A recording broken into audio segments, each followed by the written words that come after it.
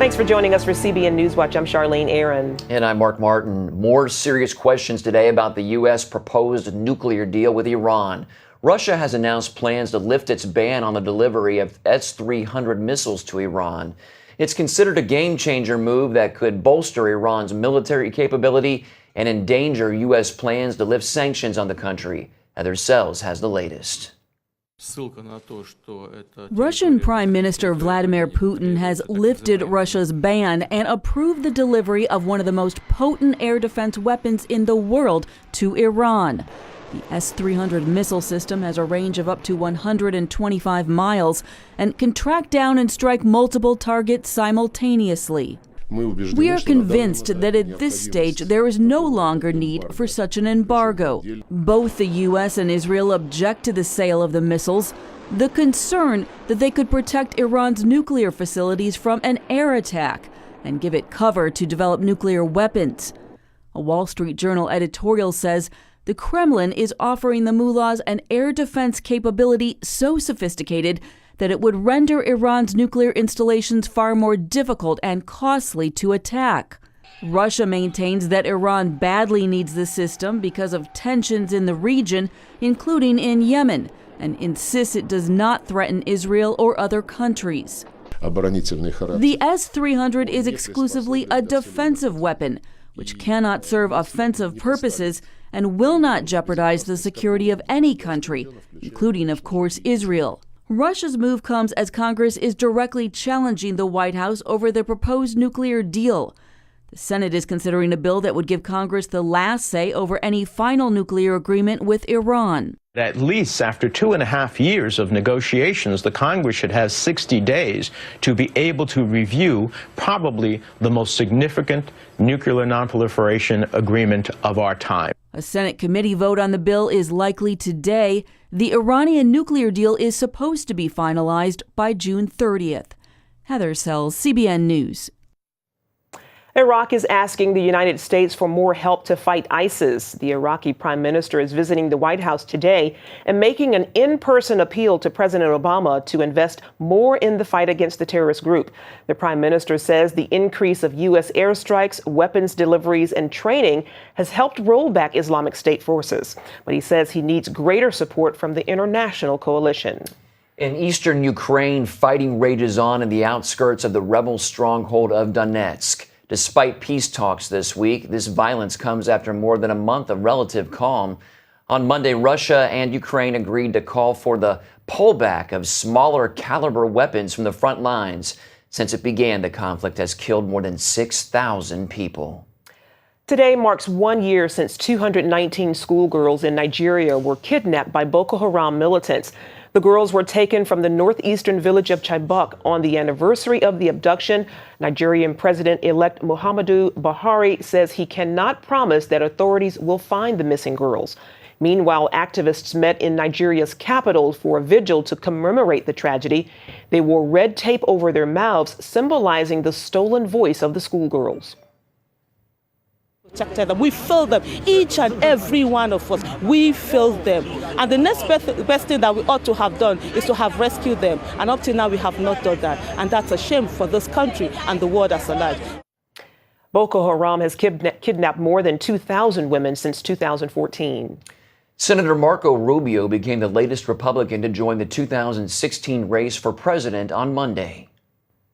After months of deliberation and prayer about the future of our country, I have come here tonight to make an announcement on how I believe I can best serve her. Grounded by the lessons of our history, but inspired by the promise of our future, I announce my candidacy for President of the United States. The Florida conservative asked his supporters to pray for him. He also quoted a Bible verse that gives him strength, saying, quote, "Be strong and courageous. Do not tremble or be dismayed, for the Lord your God is with you wherever you go." Operation Blessing is launching a fourth day of cleanup efforts after that powerful EF4 tornado struck Illinois last week. We're here to obviously do debris removal, but most importantly, we're here to touch hearts and change lives with just the love of Christ and encourage them in any way possible. More than 100 volunteers joined up with Operation Blessing Monday to help victims in the city of Rochelle. They carried away debris and cut up fallen trees in a subdivision where homes were reduced to their foundations. Rochelle is a big farming community, so not only did residents lose their homes, several lost their farms and livelihood. Operation Blessing is helping some of the farmers by clearing their fields so they can still plant and harvest. I'm excited because I never thought this could happen in such a short time. I was trying to figure out how to do it. My wife was saying, what are we going to do? And then Operation Blessing comes in and does all this. Just to look out at the fields and see that there's actually corn stalks I can see instead of 2x4s laying in the field, and metal everywhere, twisted. Wagons, trailers that don't even look like trailers anymore, and things like that were in the field are now out. It's just a relief. Over the last 3 days, Operation Blessing has coordinated and sent out over 1,300 volunteers at the tornado site. In a state already dealing with drought, water troubles could get worse for some California residents. The board of the Metropolitan Water District plans to meet today to consider reducing water service. The cuts would be for more than 24 cities and agencies serving 19 million people in Southern California. The effects of the cuts on local water districts would vary.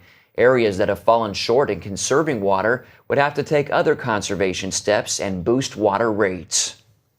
Well, it sounds strange, but it's working. New treatments based on viruses are the latest weapon in the fight against cancer. As Lori Johnson tells us, so far, doctors are seeing amazing results on patients who previously had little hope. It was very exciting. Stacy Erholtz was amazed that the tumors on her forehead, collarbone, and spine went away after she was injected with a modified measles virus. I think it's just remarkable. Who would have thought? For 10 years, Stacy battled multiple myeloma, an incurable cancer of the blood.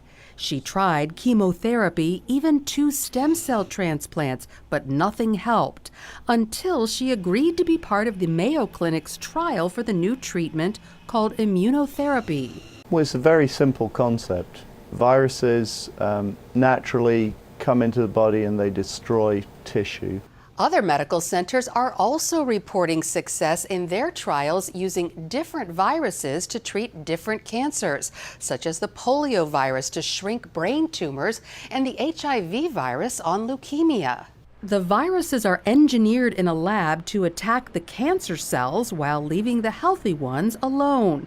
And they trigger the patient's own immune system to fight the cancer. We recently have begun to think about the idea of a single-shot cure for cancer, and that's our goal with this therapy. People like Stacy, who have been injected with a concentrated virus, admit it's a bit scary. And I received enough, apparently, to vaccinate 100 million people, which was alarming, and I was happy to hear that after the fact. Immunotherapy doesn't cure everyone, but if doctors continue to see success stories like Stacy's, using viruses to attack cancer could soon become an accepted treatment when all else fails. Lori Johnson, CBN News. Coming up, if the Statue of Liberty has ever waved to you, you've seen John Hewitt's work. He's the brains behind Liberty Tax Service, one of the most successful franchises in America.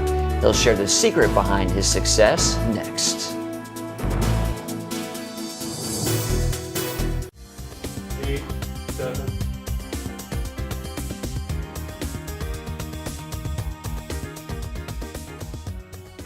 As last-minute filers rush to meet the tax deadline, the IRS is sending a warning about scammers who are hoping to steal refunds. Caitlin Burke reports on what you can do to protect yourself. It's called the stolen refund scam. Last year alone, more than 100,000 victims. According to the IRS, thieves are stealing people's social security numbers, filing false tax returns, and then collecting the refunds. They get a letter from the IRS with a thank you note or a confirmation that the money has already been deposited and they haven't filed yet. That's typically how they find out. Victims can still receive their refunds eventually, but first, a red tape nightmare. So first of all, they need to call the IRS and carve out some time because it's going to take a while before them to spend some time on the phone, let the IRS know what has happened. And then it's like any identity theft. They have to start working to build the pieces of their lives back. The IRS is working to weed out scammers, last year flagging 19 million suspicious returns. Still, they encourage consumers to be vigilant and proactive. First key is to protect your Social Security number aggressively. So you got to give it out when you go into a tax preparer store, so that's something you have to do. But if you're sending copies of your tax return, just be very, very careful before you give out your Social Security number. More information about avoiding tax scams can be found at irs.gov. Caitlin Burke, CBN News. Every year, millions of Americans turn to tax services to help them complete their returns. One of the best-known names in the tax prep business is John Hewitt. He revolutionized the industry, and now he's showing others how they can also be successful in business. Take a look. It's tax time, and every year you have the choice to go it alone or to turn to a tax consultant to help you out. John Hewitt is founder of 2 top tax preparation firms, including Liberty Tax Service. Hewitt is a nationally recognized name in tax return preparation. Accounting Today magazine has named him one of the accounting profession's top 100 most influential people 11 times. In his new book, I Compete, My Extraordinary Strategy for Winning, Hewitt shares his personal story of success and teaches you how to win in any business you choose. CBN News recently spoke with John Hewitt for more about his new book and the secret to his success. Lori Johnson asked him what's the most important lesson he's learned over the last 40 years in business. In 46 years, I'd have to say this, that the title of my book is I Compete, and I'm a fanatical competitor. I have to win. It's not, winning isn't everything, it's the only thing. And so it's been tough for me, but I had to put things in priority, and it's God, family, and business. And so even if you see me in the arena, on the court, then you're going to think that he's fanatically focused on business, but really it starts with God, and then family, and then business. That's fantastic. Well, you said in your book that you believe success is all about the customers. Talk about that. Yeah, I think most CEOs are about enhancing shareholder value. That's been the catchphrase of the last 20 years. But without happy customers, you don't need stockholders, you don't need CEOs, you don't need board of directors. And so it's very difficult to exactly meet a customer's expectations. You either exceed them or fail to meet them. And so my job as a CEO is to exceed a higher and higher percentage of customers' expectations. And how do you do that, though? It's very difficult. But when you're in a business like ours, where we have 4,000 locations and millions of customers, you have to do it one customer at a time. Mm-hmm. Everyone's unique, everyone's different. And so we teach our people to take the pulse of the customer and try to exceed each and everyone's expectations. Well, obviously you're in the tax preparation business, but you say a lot of your standards apply to any business. That's true. In today's society, you're not just compared to your competitors, you're compared to every customer experience, whether they're sitting on an airplane or in a hotel or at a restaurant or in a tax service. Your customers are comparing you to everyone else. And so you have to continually improve your service. And you said in your book that mistakes are a wise person's education. Yeah, it's so hard. They say smart people learn from their own mistakes. Mm-hmm. And how many smart people are there? There's not very many smart people. And yet, wise people learn from others' mistakes. And that's the beauty of franchising. And franchising is a copycat recipe system where you learn how to copy and get on the yellow brick road and succeed. Mm-hmm. So everyone wants to know the answer to this big question. What does it really take to become a millionaire? My premise is this: you find something you like to do, you work hard, and you persevere, and that is going to create an opportunity for you. It seems everyone in life, or virtually all of us, there's a window of opportunity that opens up. You have to seize that opportunity, and God didn't put people on earth to be ordinary. That's exactly right. Well, why do you say in the book that it's more important to monitor results rather than activities? You know, it's so simple to tell an employee what to do and say you need to be there by 9 o'clock and leave and stay until 5 o'clock. But it's so much more powerful to empower people to say this is the result I need you to achieve, and then enable them to use their creativity, because the two of us can do a lot better job in thinking of the result and how to achieve it than just myself. And so I think the key to delegation is monitoring. And it's easy to tell people what to do, but I think it's one of the biggest diseases in management in America is the inability to delegate. And if we just monitor the results, then that's the key to delegation. All right, John Hewitt, founder of Liberty Tax Service and author of the new book called I Compete, My Extraordinary Strategy for Winning. Thanks so much for joining us today. And you can find a copy of I Compete online at Amazon.com or wherever books are sold. Thank you very much. Up next, hope for Iraq. A missionary once held hostage by the Taliban is now sharing God's love with the people of northern Iraq.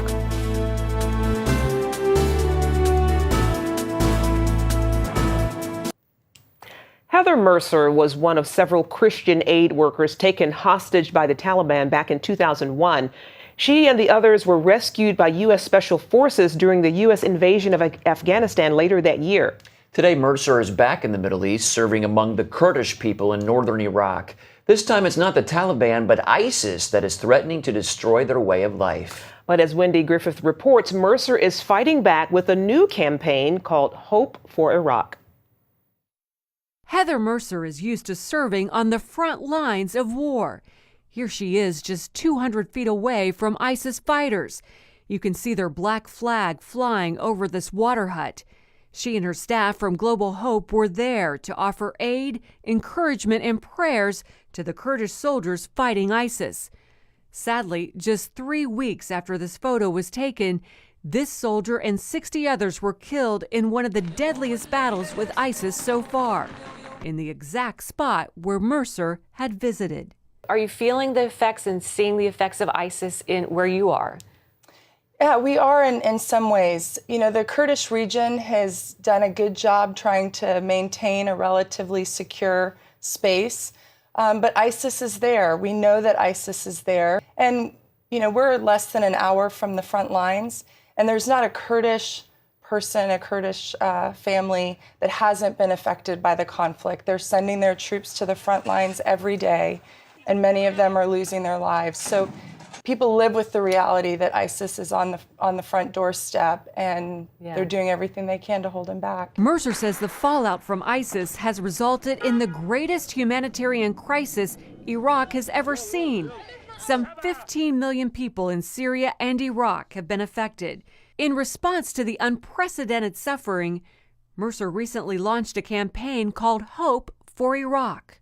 People need just basic food, shelter, you know, their daily needs. People need education. Right now we have 500,000 children that are sitting idly in camps because they are not able to go to school.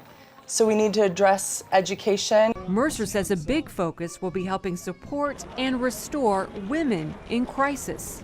So right now there's over 3,000 women who are being held captive by ISIS, and literally they have no place to turn. So we're focusing on ways to help rescue and restore them. How can people in churches help? I know you're reaching out to churches. Absolutely. Yes, so we're looking for at least 100 churches around the country, and I'm hoping that's an underestimation.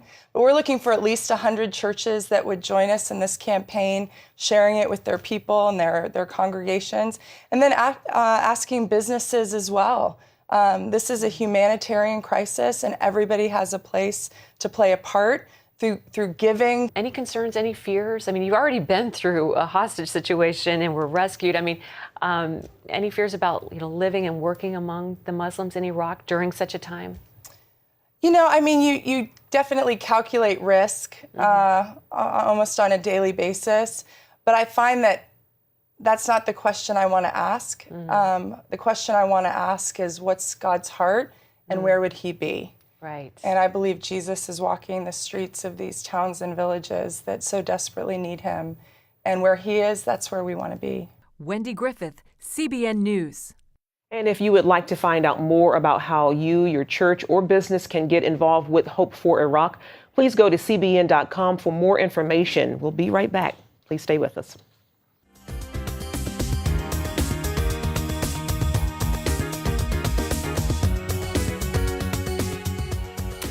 CBN International was able to reach millions of people in Mexico this Easter through Superbook. Yeah, more than 3 million viewers watched a special Superbook broadcast on Azteca 13, the second largest TV channel in Mexico. For 2 hours, children and adults enjoyed the Superbook episodes Miracles of Jesus, Last Supper, and He is Risen. Thousands of people around Mexico sent positive feedback about Superbook through social media and phone calls. And you can find out more about what CBN is doing around the world by logging on to cbn.com/international. It's a beautiful thing. It is. Amen. And that's it for now on CBN NewsWatch. You can find more of our exclusive coverage of the issues you care most about at cbnnews.com. That's right. And tell us what you think about the stories you've seen here. You can do that on Facebook or at CBN News on Twitter. Hope you'll join us next time and have a great day.